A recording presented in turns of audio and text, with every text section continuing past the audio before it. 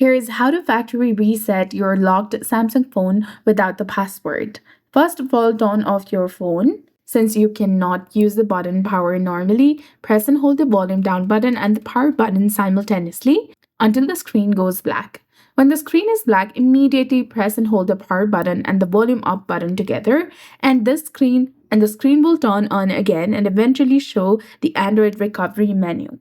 Use the volume down button to scroll down to wipe data factory reset and select it by pressing the power button, and then use the volume down button to scroll to factory data reset and select it with the power button. Your phone will then reboot a few times, and once it's finished, it will be factory reset without needing the password. So that's it. I hope you found this video helpful. If you did, please like, share, and subscribe. Thanks for watching. We'll see you again in the next one.